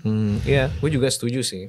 Karena kalau misalkan wanita tidak mempunyai agensi mereka sendiri dan bergantung secara finansial, ya mereka akan terperangkap dalam hubungan itu. Dan gue seringkali menjadi saksi di mana seorang suaminya itu tidak menjalankan tugasnya sebagai suami yang baik, suami yang soleh, suami yang adil. Tetapi dia mempunyai sebuah leverage finansial yang lumayan luar biasa. Yang pada akhirnya ya udah istrinya itu ya ngikutin aja udah. Hubungan di rumah hancur tapi seenggaknya terus jalan duit kan. Yang penting kan. Ya itu maksud gue kan jadinya kan gak sehat gitu. Itu menghancurkan mental gak hanya ibu atau anaknya, wanita, tapi anaknya juga ketika kalau misalkan mereka paham dinamikanya seperti apa kan tidak sehat untuk pertumbuhan anak. Dan ya gimana ya, anak akan bertumbuh bisa jadi kayak bapaknya Ya maksud gue itu intinya dari yang maksud gue adalah ya lo harus sama-sama membangun rumah tangga itu dari dasar itu gitu. Jadi jangan semuanya itu dilihat dari segi finansial. Kalau dari segi finansial iyalah semua harus sama-sama. Dan menurut gue gini juga loh. Ya itu satu contoh yang gue kasih. Dan gini ini menurut gue juga menarik. Karena ketika gue bicara banyak hal seperti ini, banyak banget orang yang selalu menganggap bahwa kayaknya tuh kita tuh yang pro perempuan atau memperjuangkan isu perempuan tuh kesannya anti laki-laki. Tapi percayalah bahwa ketika kita mendorong isu-isu perempuan dan kesetaraan perempuan dan laki-laki, sebenarnya tuh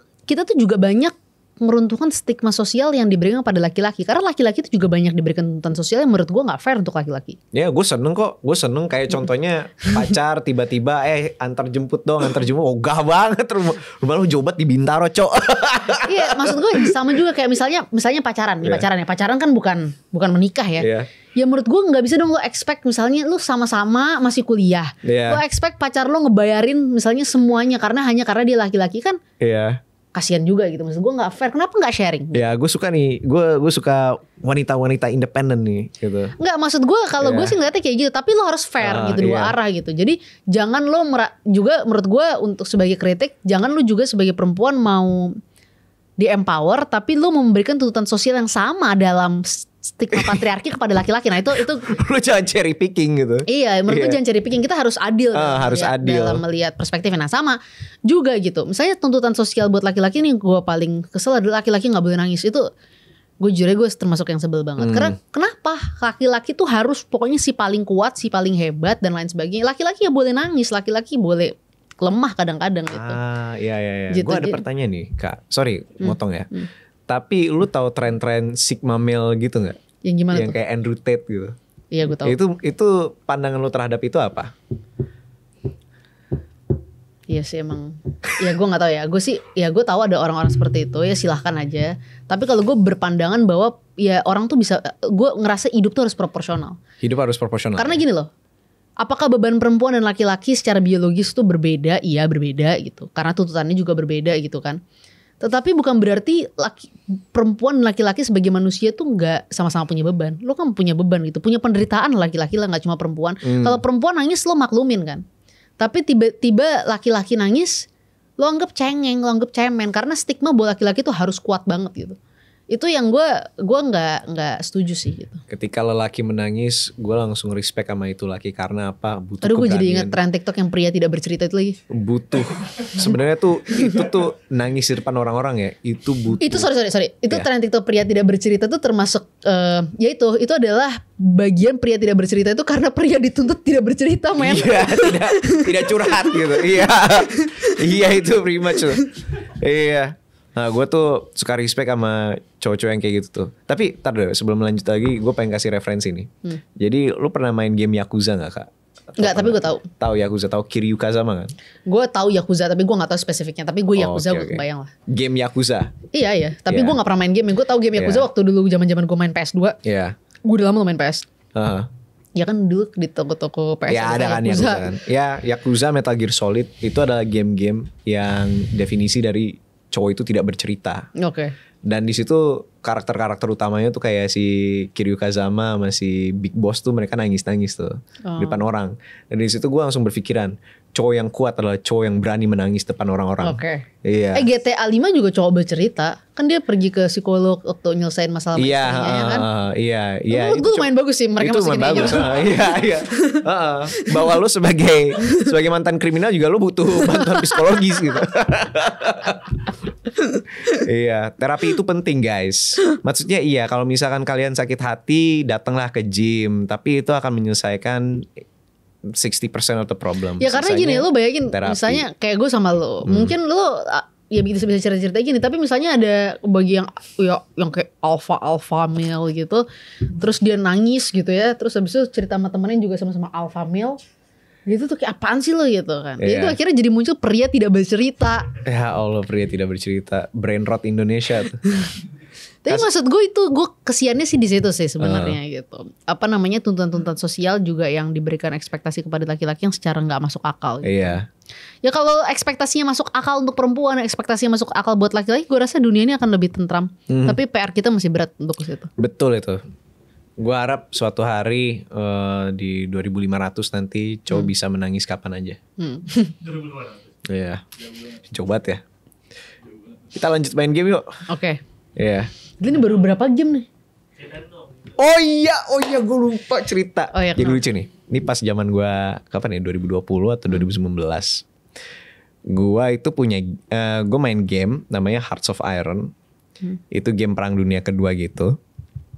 Kayak strategi perang dunia kedua gitu kan. Kita jadi negara, jadi Jerman lah, Italia lah, Inggris lah, Amerika lah, Rusia lah, serah pilih.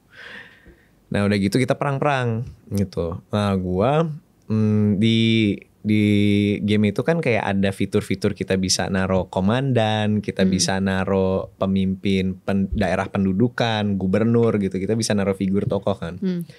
Gua ngedownload mod Millennium Dawn, di mana tuh Hearts of Iron itu kita mainnya itu di era 2016. Di 2016 ini kan, gue main sebagai Indonesia biasanya. Gue bermain seperti Indonesia dan gue pakai, intinya apa yang gue lakukan di Indonesia ini di dalam kepresidenan Pak Jokowi ini, gue mengubah Indonesia di negara satu partai. Oke. Dan lucunya nih, gue cerita ke kawan kakak nih di off camera nih. Jadi tuh gue kan punya unit elit gitu. Gue namain satuan eksekutif apa gitu. Satuan unit eksekutif atau apa gitu, SUE. Satuan unit eksekutif, aneh tuh ya, SUE gitu. Atau apalah gitulah. Nah, jadi unit ini mereka itu tuh pakai perlengkapan canggih, pakai tank Leopard dari Jerman lah. Senapan dari Inggris, dari Prancis lah, intinya. Ini kayak special force-nya gitu lah. Kayak special force, enggak kayak unit biasa, tapi mereka canggih kayak Kostrad. Oke. Iya, kayak Kostrad tapi levelan di atasnya lagi Iya, oke. gitu. Kostrad kan canggih-canggih tuh, iya kan. Kayak mereka pasukan biasa tapi mereka canggih. Apa equipmentnya kan? Gua itu ngebagi itu divisi satuan eksekutif satuan unit eksekutif itu jadi 4. Gue buat jenderalnya itu yang satu itu intinya tuh orang-orangnya Jokowi deh pas waktu itu. Nah gue taruh yang pertama gue pasang Muldoko. Terus kedua gue pasang gue pasang Pratikno. Oh, Pratik. Iya, mereka pimpin pasukan tuh berdua Iya. tuh. Ketiga, gue pasang Ganjar. Keempat, gue pasang elo, Kak. Kenapa lo pasang gue? Gak tahu. Gue kayaknya gue gak ada. Lo tiba-tiba pasang gue di antara 3 tokoh-tokoh yang udah senior itu emang waktu itu Pak Jokowi banget itu. Iya, karena pas waktu Maksudnya kayak Pak Muldoko gue bisa paham lah. Iya, Kayak Pak Pratik gue paham, tapi lu tiba-tiba Iya. pasang gue. karena gini Kak, gue pas waktu itu mikir kayaknya gue butuh seseorang yang muda, wanita, politikus yang orangnya Jokowi banget nih. Terus udah gitu mimpin pasukan gitu. Ya Terus lo udah. kebayang muka gue gitu. Oh iya Kak Samara Amani gitu. Ya udah gue pasang Kak Samara Amani jadi pemimpin divisi ke-3 atau ke-4 gitu. Itu divisinya kalau gue buatnya mimpin apa?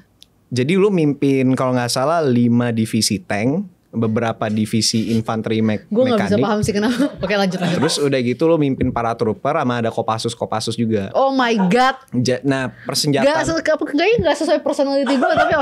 Tapi lu pasang Pak Pratik di situ juga sebenarnya lucu. Tapi oke lah, gue masih paham kalau Pak Pratik. Tapi oke. Iya, jadi tuh ceritanya tuh ini kayak apa ya? Kayak ya pasukan pengamanan aja. Kayak Gue termasuk mengamankan presiden di situ. ya jadi ini kayak pasukan pribadinya presiden. Oh my god. Iya Pak Jokowi pas waktu itu. Dan gue masih Pak ingat Jokowi banget. kayak pingsan deh kalau gue yang mimpin tuh pasukan. Nah, lucunya nih, gue pasang pasukan lo untuk nyerbu Vietnam. Pak Jokowi saya gak pernah seperti itu. Saya tahu kan. Kita jadi ini tahun 2019 tuh. Tiba-tiba China perang sama US kan. Terus udah gitu ya udah gue temenan deh sama US karena persenjataan semua rata-rata datang dari barat semua kan. Udah tuh jedet. Gue ambil alih semua Asia Tenggara. Udah gitu lu kalau nggak salah tuh gue alokasiin di Vietnam tuh. Jadi lu tempur tuh di Vietnam tuh jeder. Gue komandan itu di Vietnam. Komandannya di Vietnam. Gila. Nah akhirnya pas sudah selesai, gue kumpulin semua pasukan Indonesia. Ada AHY juga di situ. Oke. Ada Pak AHY juga masih Pak Ahaya ngapain di situ? jadi legend. Oke. Dia nggak jadi nggak jadi retire. Oke. Jadi gue pasang dia jadi legend kan. Nah, gue kumpulin semua pasukan gue termasuk lo juga Kak. Di bawah Panglima Mulyono. Bukan Pak Jokowi ya, tapi ada Kodam Jaya dulu. Oke. Iya, Pak Mulyono yang pengen jadi Panglima TNI tapi nggak jadi kan. Oke, gue gak ngikutin debat. Iya, jadi di bawah Panglima Mulyono ini kalian semua tuh menyerbu Southern China. Cina Oh my Selatan. God. Guangzhou, Gua termasuk tuh yang Hong Kong. di dalam Lu pasukan. termasuk di dalam satu pasukan itu. Kalau nggak salah tuh gue ngealokasiin pasukan lo sama pasukan Pak Pratik itu untuk nyerbu Shanghai. Oh my god. Iya. Jadi kayak kalian tuh jadi gugus depan nyerbu Shanghai gitu. Gue gak kebayang sih gue sama Pak Pratik berdua. Nah gue mikirnya tuh di my headspace tuh kalian berdua tuh lagi saingan untuk siapa yang bisa nyampe ke Shanghai pertama. Gue sama Pak Pratik saingan. Iya. Oh my god Lu sama banget. Pak Pratik itu saingan kayak ini siapa nih yang bisa dapet blessingnya Presiden Jokowi gitu. Oh udah pasti Pak Pratik. Enggak. Nah, itu gue lupa tuh. Gue juga. Itu gue lupa apa yang terjadi di situ. Tapi iya, lo itu dulu adalah salah satu pemimpin pasukan khusus gue. Untung itu semua hanya alternate reality. Iya. Untung hanya permainan. Ngeri juga kalau itu jadi realita kan. Iya ngeri. Gue jadi sih. jenderal sih gue. Hebat sih. Tapi gue salut lo kepikiran gue untuk mimpin pasukan sih. Iya, gue kepikiran siapa Maksud aja. gue kan di situ ada banyak perempuan-perempuan kan. Iya. Mungkin lo harusnya pasang Bu Sri Mulyani gitu mungkin menurut gue. Atau Oh. Bu Retno Marsudi. Oh karena gue nge-roleplaynya gini. Karena muka gue galak. Bukan, Kak Samara itu menjadi ini politikus muda yang lagi rising star banget nih. Oh. Terus udah gitu makan banyak banget kursi gitu. Kayak konsolidasi sini situ, Gila, gue manuver jahat sini jadi situ sebenarnya di gitu. situ. Gue Terus kayak lo jadi OP banget Kak gitu. Lo jadi kayak cewek-cewek di anime gitu. Iya serius. ini endingnya ternyata jelek man. Gue bersyukur ini nggak nyata ya. Endingnya jelek ternyata soalnya. Lo nyerbu Shanghai. Terus gue kelihatan banget gue udah mulai psycho gitu kan. Gue serbu Shanghai gitu kan. Serbu Shanghai. Balapan sama Pak Pratik tuh. Iya, itu aja udah kegilaan gue balapan sama Pak Pratik gitu kan. Itu random banget sih menurut gue sih. Tapi dipikir-pikir lagi ya, gue pakai Gue foto. akan cerita sama Pak Pratik sih kayaknya kapan-kapan kalau gue ketemu ini. Iya, kayaknya sih. Terus gue dicari, ini kita nggak boleh nih orang ini ada nih. Gitu. Gue rasa Pak Pratik akan terdiam lalu silakan Mbak Samara pulang. Ampun Pak. Aduh, tapi kocak aja sih ngelihat Indonesia nyerbu China sampai gede gitu, di bawah Panglima Mulyono menguasai Hong Kong, terus Samara Amani menyerbu Shanghai gitu. Oh my god. Kita bisa lihat itu kalau misalkan di CNN gimana tuh beritanya tuh. Gila tuh. Oh, gue pakai gambar lo yang pakai jaket PSI yang hitam. Kalau nggak salah. Emang ada jaket PSI itu mah deh? Iya, Gua nggak pas tahun 2017, 2016 gitu lah. Oke, gue Iya. lupa, gue gak inget. Ntar gue cari gambarnya. Oke. Gue kirim langsung. Ini nih Kayaknya gambar. lo edit kali gue pakai jaket Kagak PSI serius. mah warnanya merah nggak pernah ada hitam. Ada hitam. Oke. Ada hitam, tapi gue nggak tahu tuh lu pakai buat apa. Cuman itu yang jelas itu jaket politik gitu. Oke. Iya, paling. Oh, itu jaket TKN, Itu men. iya. Itu bahkan jaket TKN. Itu jaket Gila TKN. sih. Iya. Yakin TKN? Iya yakin tuh ada tulisan 01 di situ. Kan 02 TKN. 01 dulu. Oh 01 Iya. TKN Jokowi ya? Iya dong. 2019. Iya. Oh iya 2020 Ini kan. berarti 2018 kali lo. Ini 2018 soalnya. Gue mainnya 2020. Oh iya bener. Iya, 2019. gambar yang gue dapat ini. Jadi lo pas covid lo gabut lihat gue terus lo jadiin gue panglima perang gitu ya. Iya, jatuhnya sih ya. Oke. Gue kayak anjir nih, siapa nih seorang wanita muda yang ambisius yang Kira-kira masuk akan politik, menyerbu Shanghai gitu. yang ya menyerbu Hong Kong dulu sih sebenarnya. Oke ya. Baru Gue bersyukur Shanghai. ini hanya gitu. game. Gitu. Menjaga Taiwan juga sih sebenarnya. Oh my god ini makin serem secara geopolitik. Iya. Terus ya udah, gue pasang muka lo, pasang muka Pak Ganjar, Pak Pratik, Muldoko di pasukan. Itu berapa orang? 4 orang apa 5 orang? Sebenarnya ada banyak, ada Siapa lagi yang jadi jenderal? ada AHY, Oh. ada rata-rata jenderal TNI semua ada kayak Dudung gitu. Semua ada terus dia berpikir gue. Itu yang menurut gue kayak oke. Ada sih Cak Imin juga sih. Oke. Cak Imin Ya, gua tapi maksud masukin. gue masih make sense gitu. Tapi dia memasang gue di antara tokoh-tokoh itu sih yang kayak tiba-tiba gue adalah salah satu orang yang akan menyerbu bersama pasukan gue gitu. Kayak itu lucu sih. Iya, itu anime moment banget gue pikir. Iya. Iya. Gue rasa ini cerita lucu sih untuk gue nanti ceritakan suatu hari nanti kepada siapapun yang akan gue ceritakan. Ya cerita aja nanti, paling mereka nganggap saya agak gimana Itu gitu. udah pasti lah. Kita selesain gamenya dulu deh, 3 Oke. kartu dulu deh. Oke. Iya. Ini udah satu lagi kan berarti kan? Iya. Kayak gue ambil lagi nih. Kita selesain gamenya dulu deh. Based on what you know about me, do you have any Netflix recommendations? Ya tadi gue menurut lu gue nonton Diplomat sih. The Diplomat ya? Lu harus nonton itu. I see. Kalau untuk gua ke lu Kak paling nonton Babylon Berlin. Oh gue belum nonton. Tentang apa sih? Itu nggak Netflix. Itu tentang Republik Weimar pas sebelum Hitler naik. Nazi sebelum Nazi. Iya. Ambil kartu Kenapa? lagi. Kenapa? Kenapa menurut lu itu apa? Wah, itu menampilkan sebuah kekacauan demokrasi. Kalau misalkan demokrasi itu toleransinya segini, ini gue bilang di podcastnya, gue bilang ini pas kemarin gue lagi nge-podcast sama Panji. Tapi kalau misalkan demokrasi seperti ini nih, akan kacau. Demokrasi itu harus seperti ini. Toleransi, batas toleransi harus ada. Nggak bisa semuanya tertolerir. What do you think our most important similarity is? Ya yang gue paham sih kita aneh sih. Iya udah pasti. Kita nggak mainstream sih. Betul. Kalau nggak mungkin 28 tahun, 26 tahun suka politik nggak mungkin. Iya sih gue. Iya sih ya. Enggak. Ya. Mau ambil lagi. Ya. Based on what you learn about me, does my social media accurately reflect who I am, why or why not? Bener nggak? Menurut lo sosial media gue merefleksikan gue nggak setelah diskusi ngobrol sama gue? Ya kan politikus. Maksudnya gimana tuh? Ya gambarnya, mohon maaf nih ya, seperti pencitraan. Gue dulu main loh pakai sunglasses. Coba lihat Instagram gue.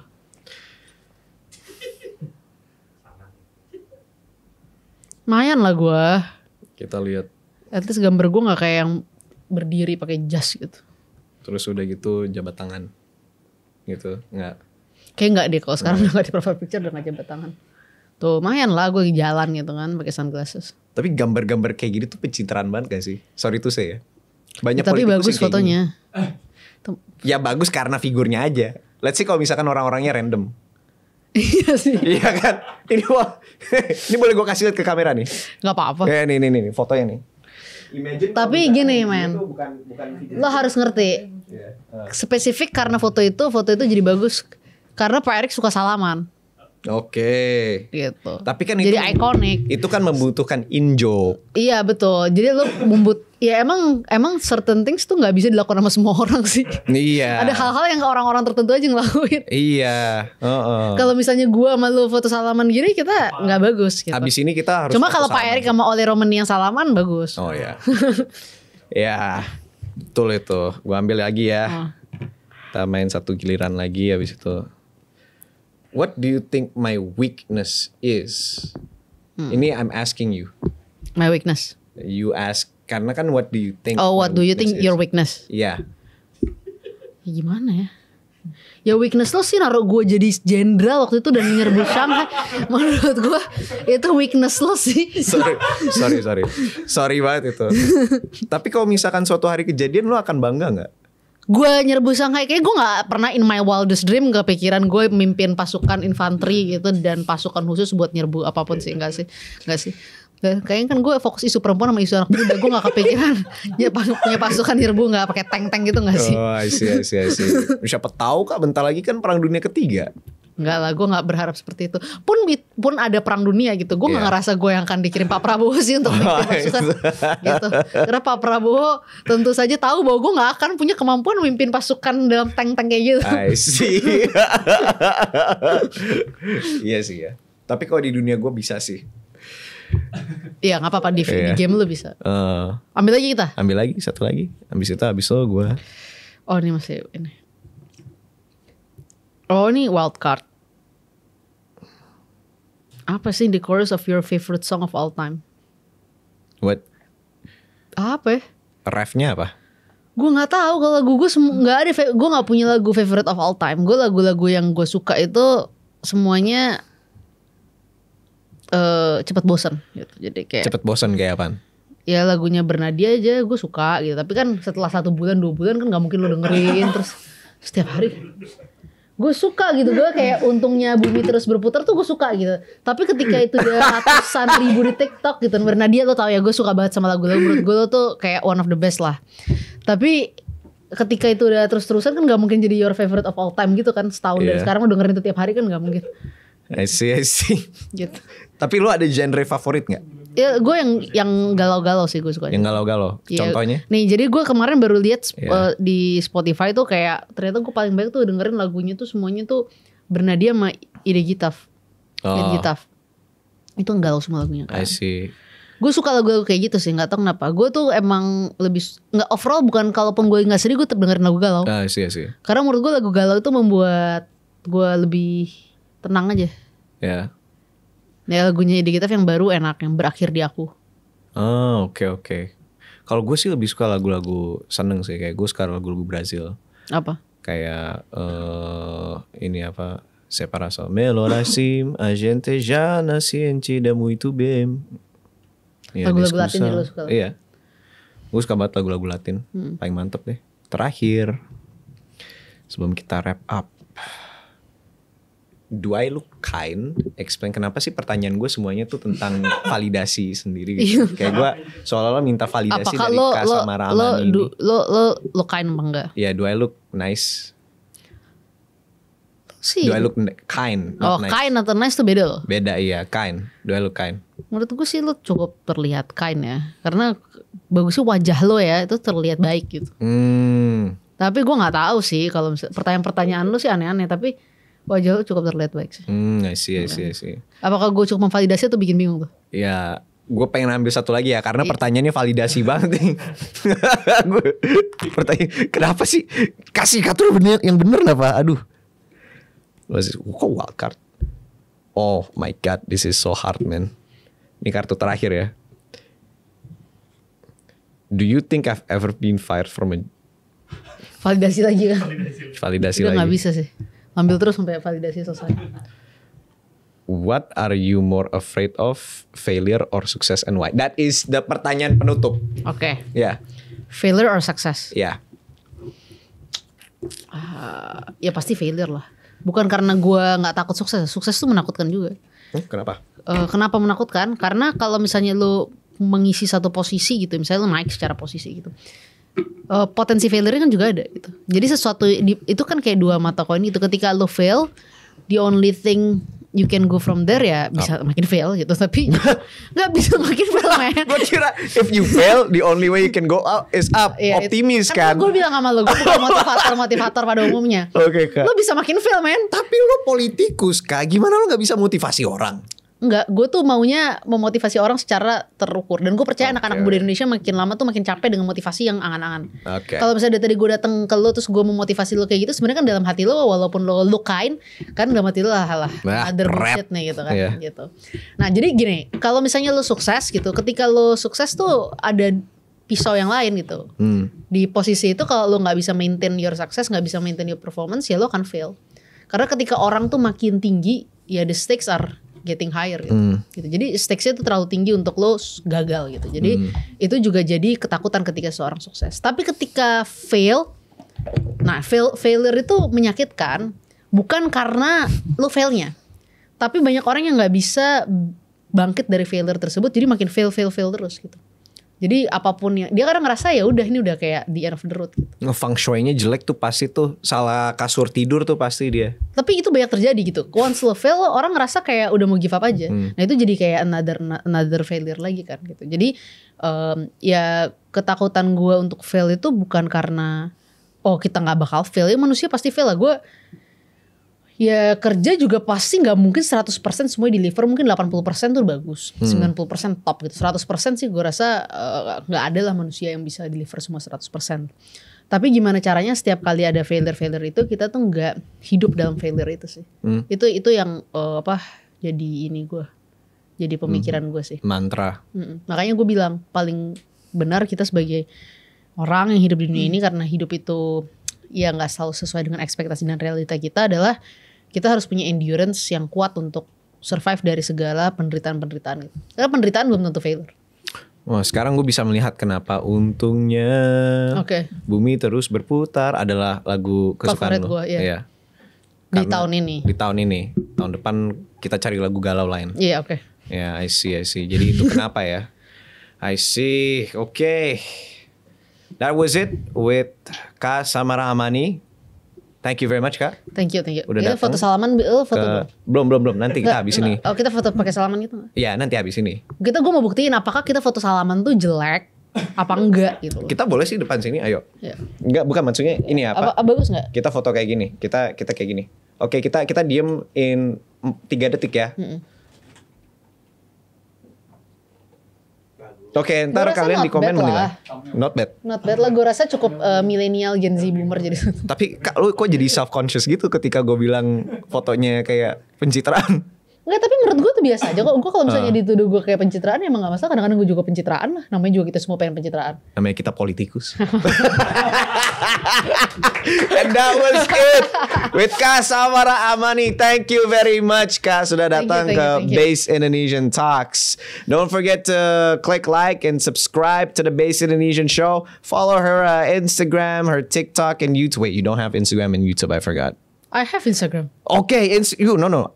I said TikTok. Did I say TikTok? I have a TikTok. Okay. Tapi Samara DKI jangan lupa it's my religion. Samara DKI, you can follow her down below. Don't forget to subscribe to the Base Indonesian Show and tell us what you think about this episode.